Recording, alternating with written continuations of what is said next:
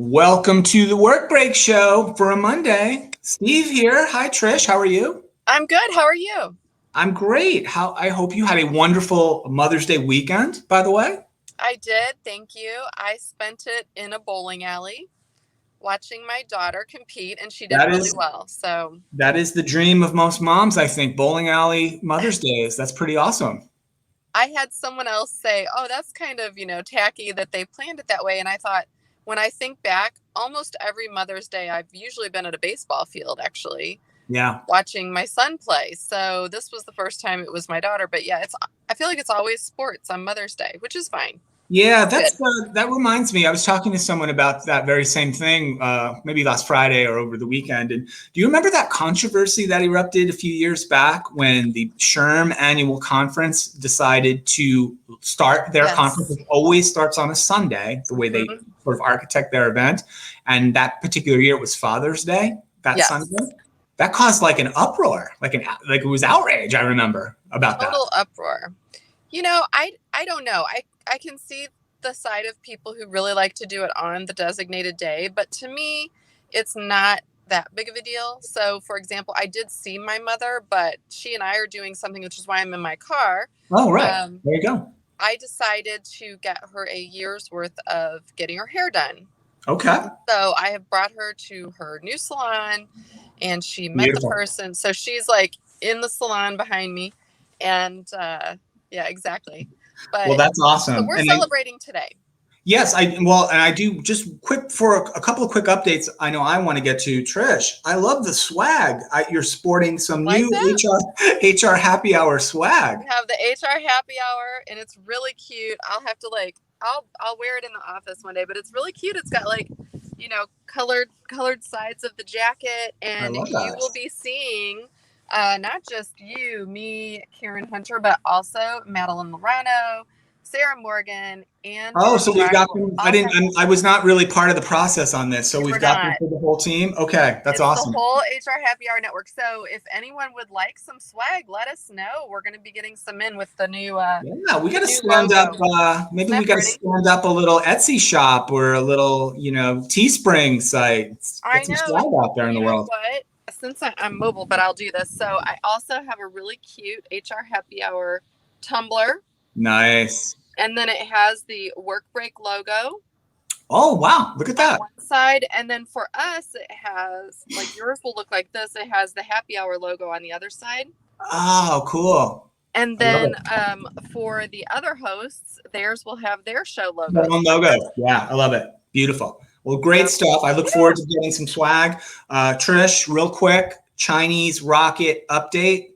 We talked I'm about this on glad. Friday. Yes, I wrote that down in my notes to talk We about. We're we both made our wrong. predictions. We were both wrong. I think I'm sort of glad you were wrong because you had predicted I was carnage raining concerned. down on people potentially, which Yeah, did not happen, thankfully. I know. I was concerned. And I did, after the show, I did look it up to see, and it sounded like most of it would burn up in the atmosphere reentry anyway. So, Yeah. yeah, very scary. Very scary. Cool. So that was news over the weekend. Other news that came up, Trish, and I don't know how it's going to be resolved. Are you a Kentucky Derby fan, horse racing fan? Did you catch the news on this? I did. And you know what? That was one thing we didn't talk about last week was the winner, although I had it in my notes like to talk about, and I think we just got sidetracked and talked about other things. How scandalous. Yeah, you'd think, I wonder if the horse go score that stuff on his own, or like is someone providing that for him in the barn? Can we It's blame? really interesting. I forget what the name of the drug was that they said was in him. It's a steroid. It's a type of steroid. But I guess there are other horses they are accused of doing this too. It's not just that one horse Yeah, that there's always a started bad that. seed. Yeah, there's always one bad seed in those barns. I've been around those barns a little bit. There's always one little sketchy horse, There you kind of go. on the corner. Maybe those gray ones are a little off too. The gray horses are like, I don't know Are about they? that. Yeah, You because know they. what though? If you happen to have bet on the horse and the rider that came in second, you don't get any money though. Like they're not. Really? That's what they said on the news this morning, that it may change the outcome of the race, but it won't necessarily change any of the Wow, but that's crazy. Because because more like at everyone's going to least pay in that. at least in old school wagering, Trish, at horse tracks, you would Yeah. just get a piece of paper, which was your betting slip, right? That indicated your wager. And then if you won, you'd go back up to the window with said slip to cash it out. Most horse bettors, in my experience, when they lose the race and when the race goes official, because it does right there on the the screen at the track, it says unofficial, and then a minute later it goes official. Most people who lose, they just tear them up and throw them away, right? That's it. There's no more record of the bet even. Now, I know there's a lot of online betting and app-based betting now, so there would be I think now there's much more electronic record of actual wagers, but yeah, that's pretty funny. All right, well, you saw that. Just one last thing, maybe you didn't see this. You have all my updates. We were thinking similarly on today's update. Trish, another HR Happy Hour Show milestone happened sometime over the weekend, much like the Chinese rocket hurtling back to Earth over the weekend. Sometime over the weekend, we hit 2.5 million downloads on the show, which is exciting. God. I know last year sometime we hit 2 million, and so it's pretty exciting to see we ticked over 2.5 million downloads across the network of shows over the weekend. So thank you for everybody for continuing to listen to the shows. No, I'm so grateful. That's outstanding. I hadn't seen that.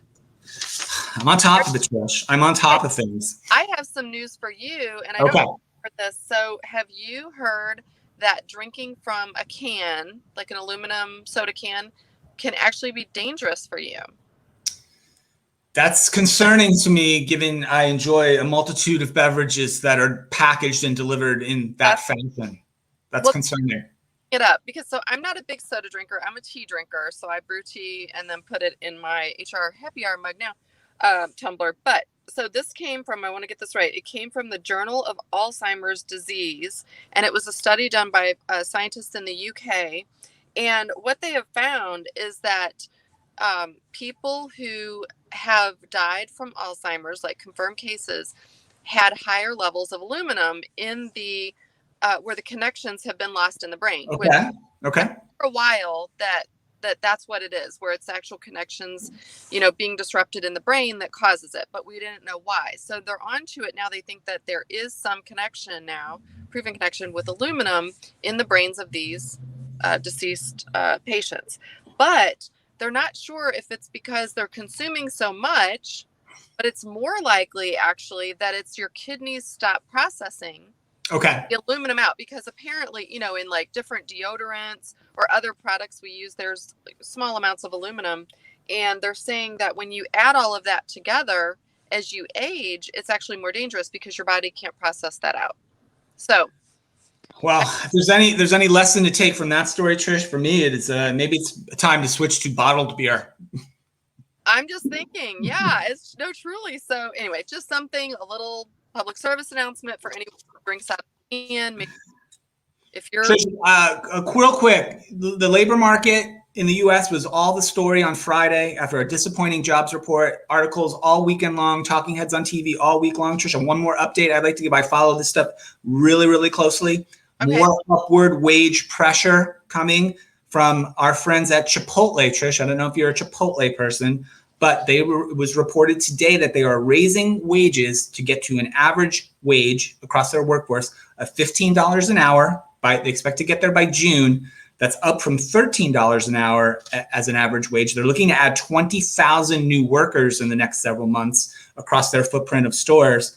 And they're also offering some additional enhanced benefits like better growth opportunities, more tuition reimbursements, et cetera. Trish, this argument over minimum wage, right, and people staying on the sidelines to work and not coming back to work, right, the enhanced benefits, et cetera, starts raging on and on. I hope we're going to do a happy hour show on it very soon. I have outreach to a couple of experts. I'm trying to line that up maybe for this week. But Trish, it's interesting, though, that these big companies keep raising wages because they have to. They're struggling to find workers and they have to. So we may not even need, look, I'm in favor of raising the federal minimum wage, but I wonder over time if we even need to do it just because all these companies just are being forced to raise wages. The marketplace is forcing it. So it's interesting. I like that too. I think, we also need to think about it. It's not just enough to raise the minimum wage for those companies, right? It's probably something that all organizations need to be looking at right now in order to get quality people, to get them hired, to get your people back, maybe who you had to lay off or whatever. Even office, back in a factory setting, whatever, you're going to need to pay more because say, as the minimum wage, gets higher, it does it's almost like a pay cut for your other employees too, though. So you have to think about the entire compensation. It's true. It's comp is interesting right now. It kind of it goes in ebbs and flows of how interesting compensation is. It's very, very interesting right now. And so yeah. Anyway, that was my news, Trish. I think we've covered it all for a Monday. I love it. Well, this was fun. Thanks for letting me dial in remote. Hi to everyone out there, and I hope you all had a great Mother's Day and a good weekend. And yeah, we'll see you back here on Wednesday. All right. Bye, everyone. Thank you.